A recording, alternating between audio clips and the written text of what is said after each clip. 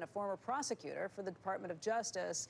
And Maurice, let's start with you. We heard from Elon about what this means, what Zuckerberg's going to have to agree to along the line, the fine that was laid out, and the fact that Democrats and Republicans on the committee disagreed on this.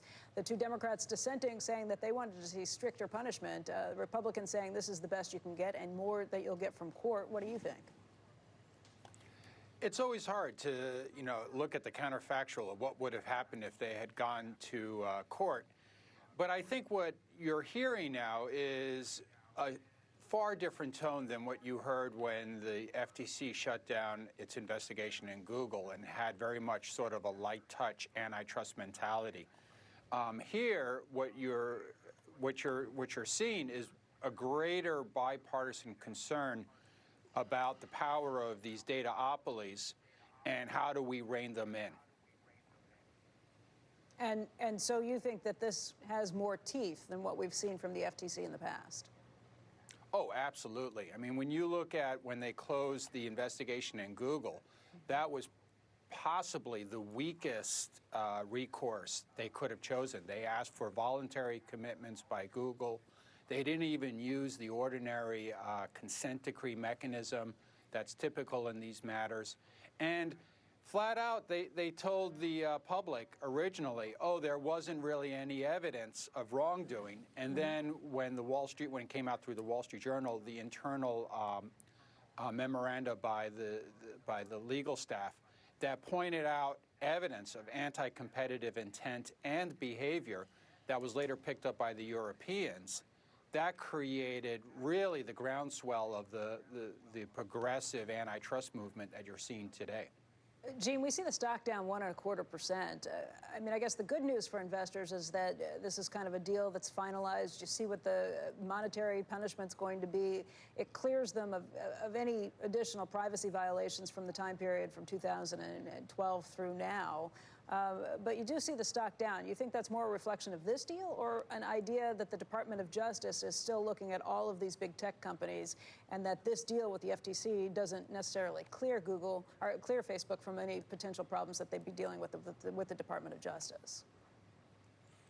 Becky, it's the latter. It's the going forward. The news today about the settlement, the only real incremental piece is that Zuckerberg now has some personal potential liability around the privacy, but that is insignificant. So I think that the movement in Facebook shares today is all about what the Federal Trade Commission is going to do around better governance around some of these companies. And DOJ. I want to take a quick step back and just kind of anchor the conversation in two areas that they govern by. One is practices ultimately anti-competitive, and the second is the consumer better off. And that balance, I think, what that means for typical investors is that it's going to take a long time for this to sort out. And I just want to kind of caution people that the resolution is many months away.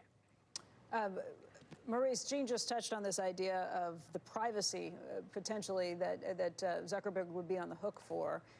This is almost like a Sarbanes-Oxley for privacy issues. How important is that? And do you expect that to be applied to other CEOs as well?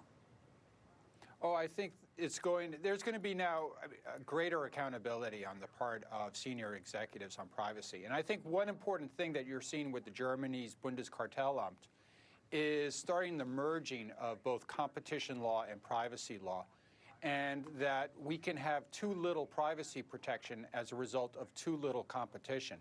So this is really significant on several levels. One level is the agencies moving away from price and looking at other components of competition, such as privacy protection. Another is greater calls of accountability of executives. And then third, and to touch on Gene's point, that this is not going to be a short-term endeavor. When I was at DOJ, merger investigations typically took 6 to 7 months. Monopolization cases can take on years, and sometimes, if you look at AT&T, decades. Maurice, I hate to cut you off. We do have some breaking news in Washington. Gentlemen, I appreciate your time today. Okay. We do want to get back to Washington, D.C. and this morning's hearings with ex-special counsel Robert Mueller. Kayla Tausch, who joins us right now with more on that. Kayla. Andrew, the House Judiciary Committee is just introducing the witness today, the former special counsel Robert Mueller. You see him here standing up to be sworn in for this hearing that is the result of months of negotiations between the special counsel's office and the House Judiciary and Intelligence Committees. This swearing in is essentially the starting pistol of a marathon day, approximately 5 hours of questioning from 63 members of Congress in the House. We just got about 10 minutes of opening statements from the Democratic chair of the committee and the Republican ranking member, who each borrowed from the